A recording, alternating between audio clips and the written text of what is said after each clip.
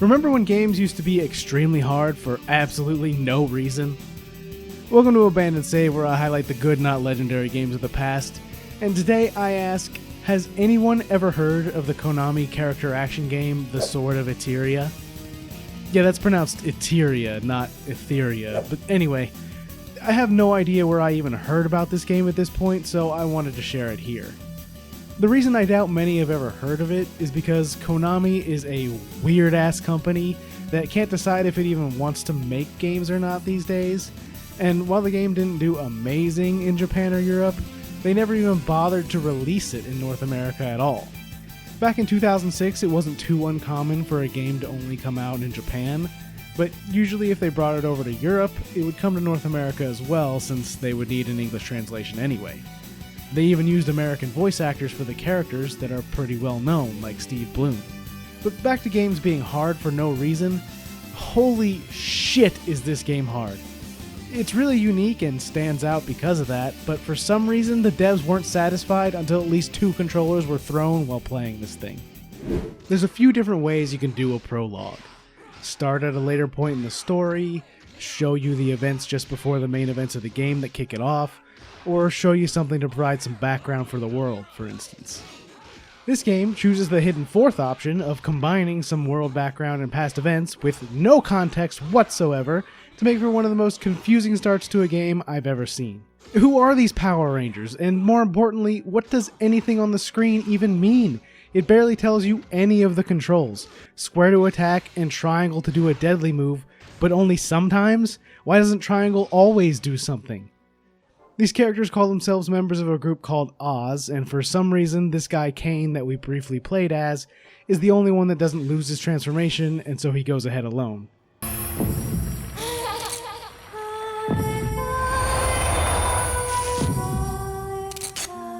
I hereby carry out the will of the gods.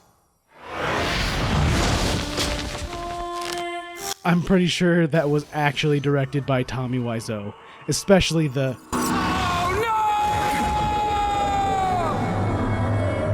Now, in the introduction to the game, a narrator tells us about how the gods were gathering up the light of the world, and we continue to see people being attacked by one of the characters from the prologue, Almira. Our main character, Field, tells his sister Dorothy to run while he goes to rescue as many people as he can, and tells their, cat, Toto, to protect her. Yeah, Dorothy, Toto, and a group called Oz. Obviously, this game is heavily influenced by The Wizard of Oz, and there's many other things in the game that reflect that. Toto ignores Field's wishes and runs off with him anyway for some reason, and now we've got my first question for the game. If we were gonna have full-on voiced cutscenes, why did they not voice the dialogue, especially when that comes first?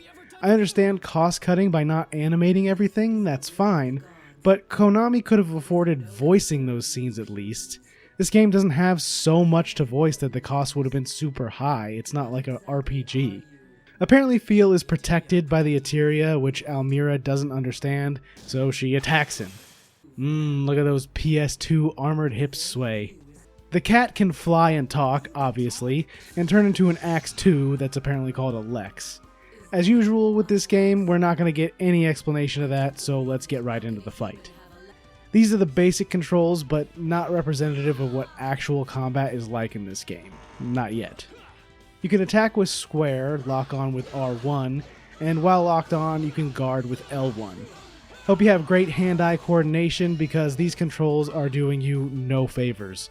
You're going to be playing in full claw. You can also mash X to recover when knocked down, and press it when locked on to do a dash.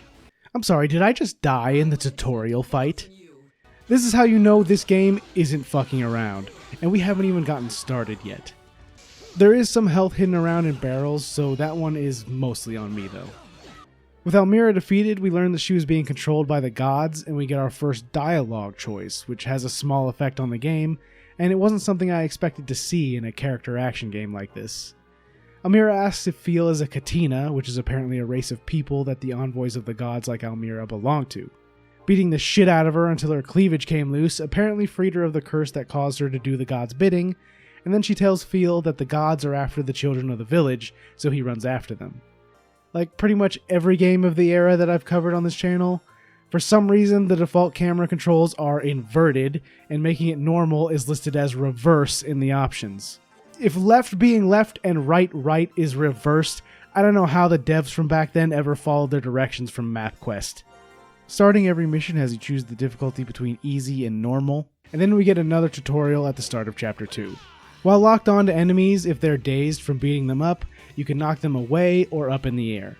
The controls for this are square and forward or square and backward, which I suppose makes sense since all the other buttons are used, but the camera doesn't always follow directly behind you, so it's sometimes confusing to tell which direction is forward or backward. If you knock an enemy with one of these over to your AI teammates, Almira in this case, they can juggle them a bit and then back to you, which builds the tension gauge, allowing you to perform a super move called a deadly move with triangle, which is why it only worked sometimes in the prologue. You have to have the meter to do it. This is what the main combat loop actually is. The party size will be 3 people later to make it a bit easier, but this game is all about juggling around enemies between your AI squad members while dodging attacks and fighting back the other enemies at the same time to build up your tension gauge and then unleash powerful deadly moves to take them all out. I have never seen anything quite like this, and it's really cool. I really like it. Juggling enemies up in the air in games like Devil May Cry is one of the most fun things that you can do in them, and Konami looked at that and said, what if we made the entire game revolve around that? Almira can even start combos on her own and send them to you, complete with a voice line to let you know that's happening and give you a chance to get ready. If this game was playable in co-op, I think it could have been something really amazing, but even single player only like this is still fun and it's a memorable experience. The enemies in this level die too fast to do much though, and eventually we run into Dorothy getting taken away, and the Lion Man from the prologue, Leon, stops us. He's being controlled too and fights with his fists. You also learn that you can command your allies to attack an enemy you're locked onto by pressing circle, which you can use like a fighting game assist to make your attacks safe on block, or just to help open up a blocking opponent. I also went down for the first time since getting Almira, and with teammates you don't lose immediately, only if everyone is down at the same time. Instead, you mash X to get back up and recover a portion of your life, decreasing that portion that's restored each of the first few times you do it, essentially making the game even harder the worse you're doing. It reminds me of Demon's Souls, where dying makes the game even harder, and in some ways this game can actually be even less forgiving. Leon goes down pretty easily though, so we haven't got there yet. He vows to get revenge on the gods for using him at their castle Theologia, and since that's where Dorothy is, that's where Feel is going to go too. Almira also explains that the Lexes are the weapons they wield granted to them by the gods, and they give them the power to do their Super Sentai transformations as well, though Almira hasn't used hers since Feel defeated her for some reason. After each level ends, you're presented with a grade screen like most character action games, and the better you do, the more bonus Etheria you're rewarded with, on top of what you collected in the level from defeating enemies. You can then use that between levels in a shop run by Toto the Magic Cat to buy equipment and upgrade the stats of your characters. What's interesting is each character has their own max for the stats, with Feel essentially having the greatest potential, but starting at level 1 for everything, Leon having the most strength, and Almira has the most equipment slots. Alright, Chapter 3, and we're already on our way to confront the gods in Theologia, but we're going to have to get there first. Having the full 3-character party really opens up the potential of the game, as Almira and Leon will juggle enemies with you, and even between each other on their own sometimes to help you build up your tension gauge.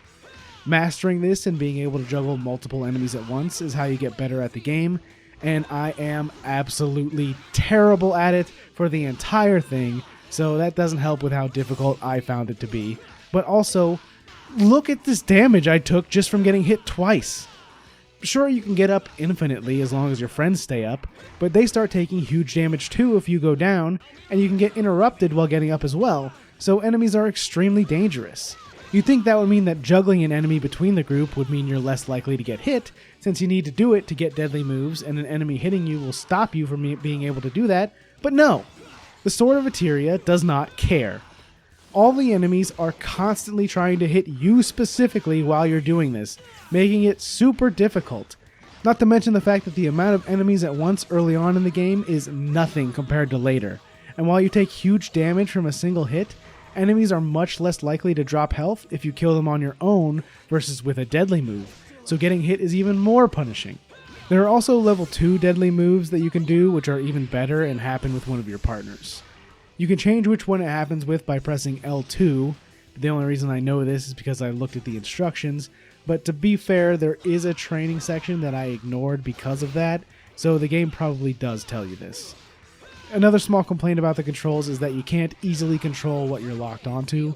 It just locks onto whatever enemy it thinks you're facing, which you can once again swap around by pressing R2, but this is much worse than the lock-on system of Dark Souls that can switch just by tapping the right stick. Gotta be fair to this game though, it's old enough it could be Dark Souls' dad. Since you don't have real combat options for a single target besides mashing square, the boss fights in this game mostly have some kind of gimmick to build up your tension gauge, and you can only do real damage with deadly moves. For this first boss Service, it's rocks that you can play volleyball with your squad with right in front of its face for maximum disrespect, then dump your big damage on it. By the way, allies can go down too even when you're up, and they follow the same rules you do, which also takes away a character to build tension gauge with, so once again, doing worse at the game makes it even harder. Feel can get them up instantly by walking over to them, but it's kind of finicky. Going into the next stage, Toto talks about how Etheria is the source of all things, and I can't help but feeling like this story is essentially an FF7's Wizard of Oz mashup, which is one of the wildest combos I've ever seen. But not too wild, apparently. The story is definitely not the selling point here, it's the gameplay and replayability, but it could have been a bit better than this. Some of this feels like I got it from that one result. A few of the levels like this one have a gimmick of some kind to mix it up a little, so you're not just killing all the little green dudes to move on all the time. This one requires you to destroy all 12 of these pillar things called Ords, and you have to do it with a deadly move, which means enemies will infinitely spawn around them until you finish them off. This is really simple and not too exciting, but at least they have something to change it up. Now here's Steve Bloom playing Vetus. I truly am sorry, but the gods have given their orders. You may recognize some of the other voice actors like Johnny Young Bosch as Phil and Wendy Lee as Almira, but the acting doesn't stand out too much here. It's plenty good enough, but there's nothing amazing. Vetus does have a sick cape though. Leon tries to go into his armored mode and isn't able to, which explains why Almira hasn't done it yet, and she's gonna explain it to us later. Like most bosses, Vetus comes with some minions to help you build tension, but otherwise doesn't do anything too interesting before running away at the end of the fight. The scene afterwards explains that Almira and Leon are no longer part of Oz after the events of the prologue. They can't use their armored forms because the gods might be able to gain control of them again if they do, and the loading screen tells us that they apparently beat out Ohio State in getting a trademark on the word "the." Checking out some training and learning a few cancels, you can hear Feel's theme.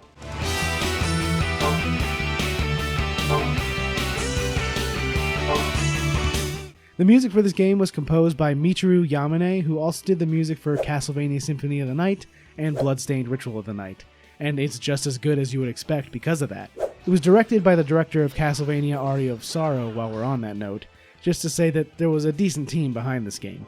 Chapter 5 is where the game starts to show its true colors. You have to break open these doors to find all the captured kids in the level to move on, and each one has a chest in it. There's no way you're not going to open all the chests, but some of them contain traps, because fuck you. Look at how much damage this one did. The health that some of them give is nothing compared to that, and it's extremely difficult to get out of the way before they go off. It's just evil for absolutely no reason. But we'll get there. For now, this boss that uses his friend as a weapon will be beating my ass. But don't worry, this is just a happy dom-sub couple.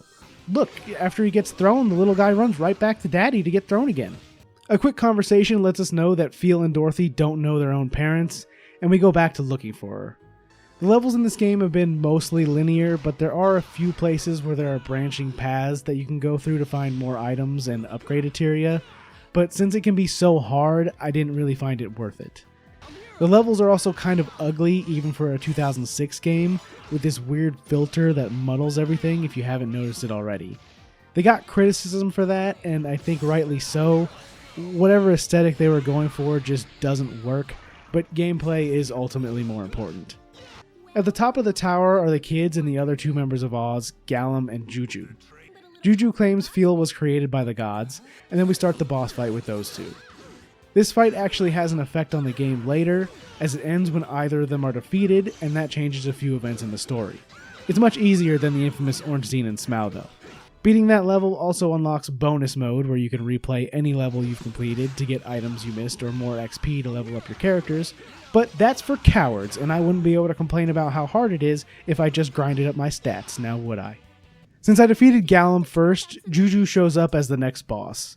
She uses blades that she can fling around and killed me once since we were low, but doesn't do anything that special. If you die at a boss, you can restart right at the fight, restored to full health, and with the lowest cooldown for reviving. The timer for the level just doesn't stop running, which can affect your ending grade. But what's that other option? Retry entire stage. Oh, that's not good. After being freed of the curse, she just freaks out and takes off, which I suppose is an understandable reaction to having been mind controlled. Why does the cat have an asshole? Anyway, you may have noticed my health bar steadily getting bigger, as I prioritized increasing Feel's health over the other upgrades since you take so much damage. You need to do it to survive the enemy's attacks, but at the same time, it also makes it take much longer to revive when downed, because you have to mash until the bar fills your entire health bar. It's almost like it punishes you for upgrading, but if you don't, you pretty much can't get hit at all in later stages without losing all your health.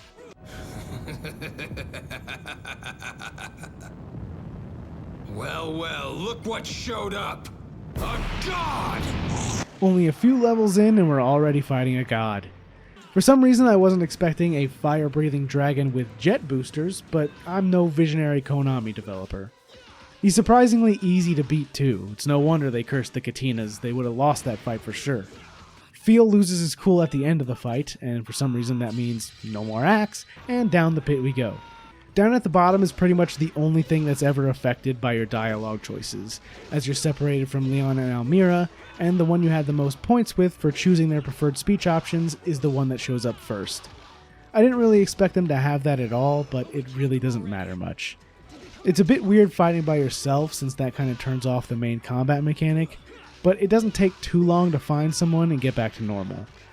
The other unique thing about this level are these asshole beta orbiter ghosts who wait for you to kill an enemy, then they take over their body so you have to kill them again. You can avoid that though by feeding the enemies to the prolapsed anuses on the walls. Tell me that's not what they look like. Speaking of which, here's Juju. What? Anyway, this is also determined by who you defeated first back in that earlier boss fight, and she joins our team for the next level instead of Leon. Having her as an ally was unexpected, and it's pretty cool. She's really easy to combo with since she's ranged, and her deadly move is really good. The boss of the stage is a group of doppelgangers of the main three, and it can be incredibly difficult depending on how much of a bitch they decide to be.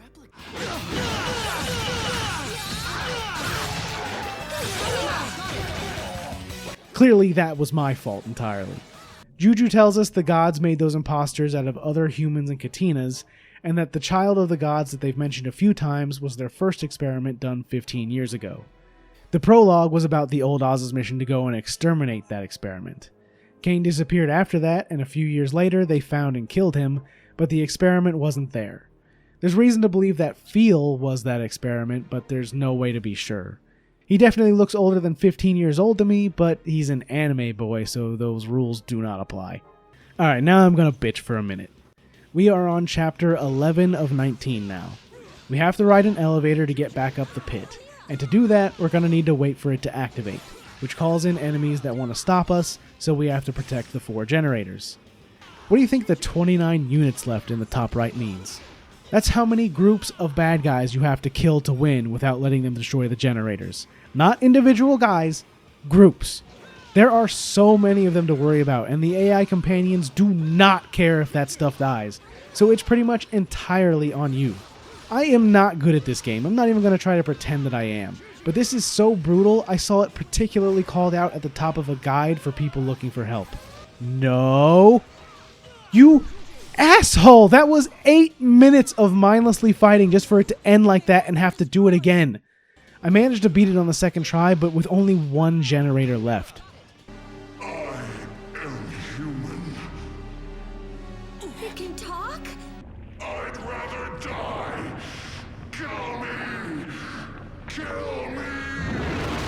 Oh, what the fuck? Despite how disturbing this abomination of an experiment is, it's actually my favorite boss in the game with the most interesting mechanics. You have to stun all of its body parts until you can break the crystals on its back, then you can actually damage it with deadly moves from juggling one of the rocks he knocks down. It uses all the mechanics of the game, has an interesting design, and it isn't fuck you hard. With its defeat, Phil is now resolved to kill all the gods, not just rescue Dorothy. Back at the top, we've officially reached the point where the game just doesn't give a fuck anymore. I've been prioritizing upgrading my HP, and it's a good thing too, because if you don't, the stuff here will kill you in a single hit. Let's get back to this game making it even harder for you if you're bad for a minute.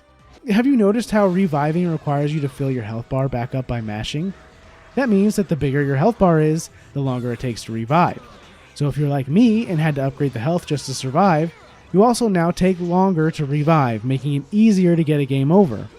But that doesn't seem that bad, right? I've died plenty of times before, and it's always put me right back where I was.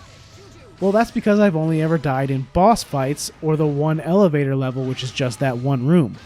Here's what happens when you die at any point in a regular level. There is exactly one checkpoint in each level of this game, and it's when you get to face the boss. Everything before then must be beaten in one go, and with levels exceeding 20 minutes by the end, dying can be fucking infuriating. But remember, the game does not care anymore. Enemies are not just obstacles now. Any room after about 10 minutes of a level evokes only one emotion from you. Fear. Please just let me get through this without dying. Nope, dead again. By the way, did you know that these chuckle fucks, Almira and Leon, can miss? Desperately need a combo? Well, you better fucking hope they don't decide they've got something better to do, otherwise you're just fucked. Which reminds me, Leon must like me a lot more than I thought, because he did his best to fuck me at every opportunity. At that point, it doesn't even feel like it's your fault anymore. Anyway, it's time to finish off that god from before. Juju can't handle the idea of that and leaves, but it's fine because Leon is back just in time.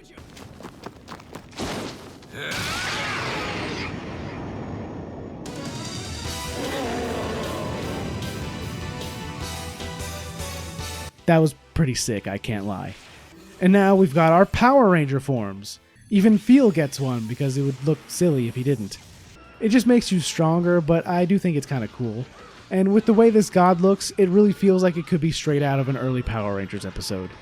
The fight is pretty cool and feels more epic than the other boss fights, but I don't know, it didn't really give me the feeling of fighting a god. That's a minor complaint though. But Almira and Leon are now playable. Oh, and you need to fill that gauge in the corner of the screen in order to get your armored forms for a boss fight, and their new level 3 deadly moves. You are never going to see me in that armored mode again, because it is extremely difficult to fill that meter. You have to do deadly moves to even get a chance at the blue orbs, and it takes an insane amount. Outside of bonus mode, I wasn't expecting to be able to play as a character other than Phil though, so that's cool. Obviously I'm going to have to try that out, but Leon hasn't gotten too many upgrades yet, so let's try Almira. The characters actually fight pretty differently, so it taking this long to get access to them in the story is kind of strange, as the fighting got a little bit tiring and repetitive by this point, and playing as someone else really helps with that. It also means giving you access to a new deadly move with Almira and Leon. The only problem is, I didn't like her attack strings as much, and it's too scary to play someone that isn't upgraded with how hard these stages are, so after this level, I only played as Phil for the rest of the game. Oh hey, it's Gallum. Oh wait a minute, he wasn't in his armored form, so he's just a dog man. Why is he like that and no one else is?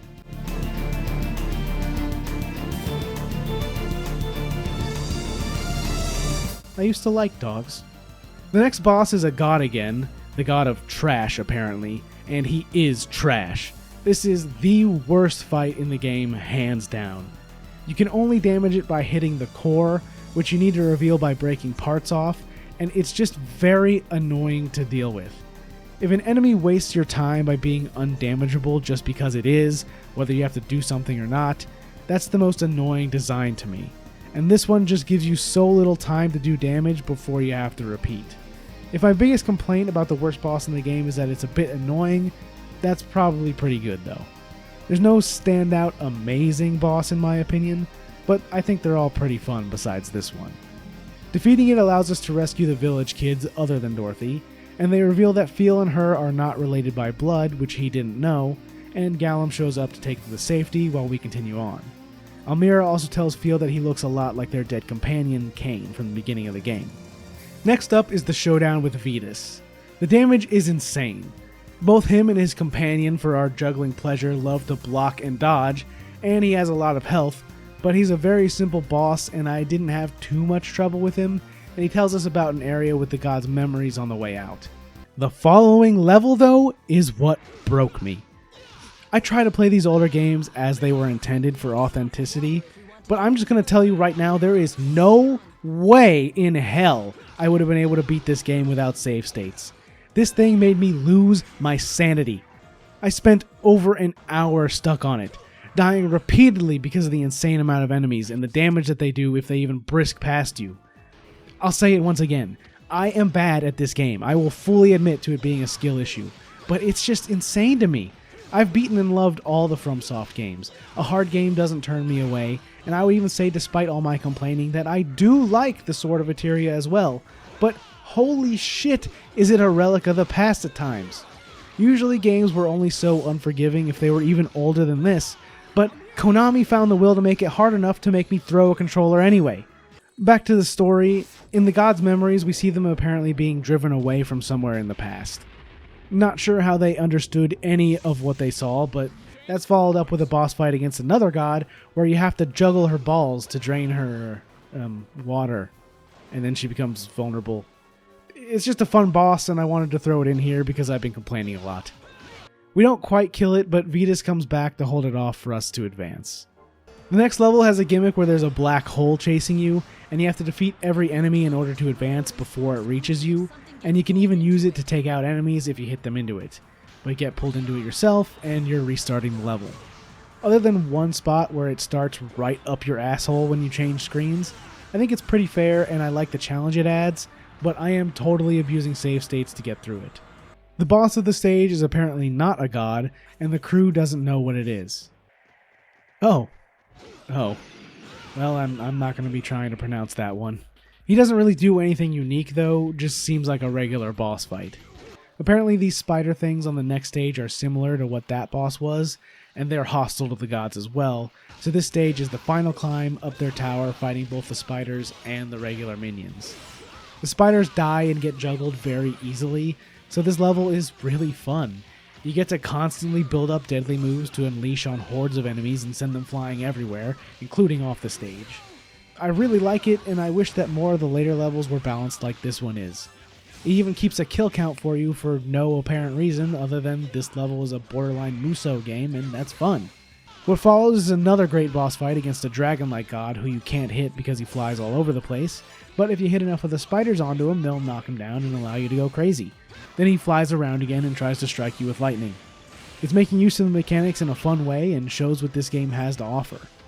We finally rescue Dorothy in an unanimated cutscene for some reason, and then she just sings and the spiders disappear.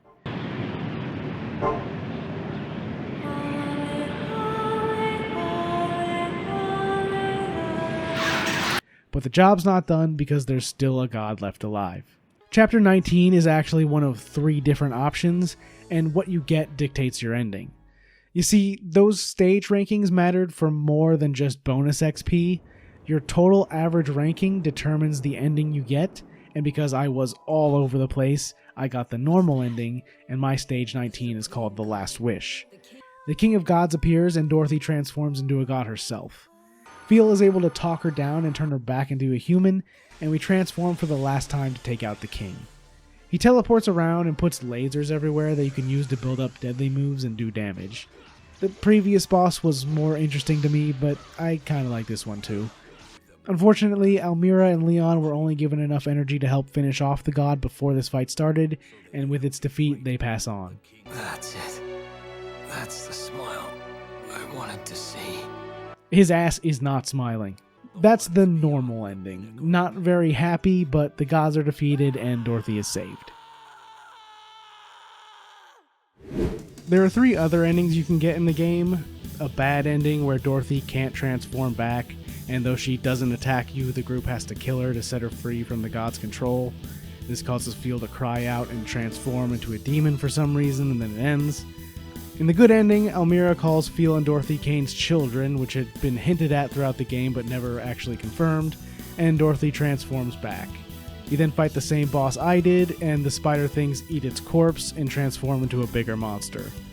Dorothy then explains that they're from another world, and takes the monster away since the group's weapons no longer work with the gods' defeat.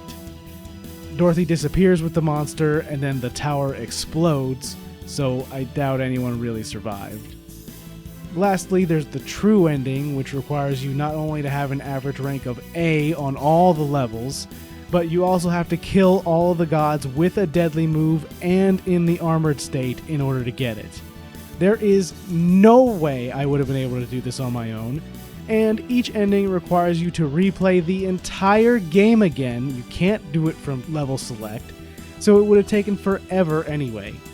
But in the true ending, you defeat the god in stage 19, but this time when the spider monsters form one big monster, Dorothy gives the team their powers back to fight it instead, and there's an extra stage 20 for that. The tower still blows up though, so how good of an ending was it really? The Sword of Etheria has no sword in it, but a lot going for it otherwise.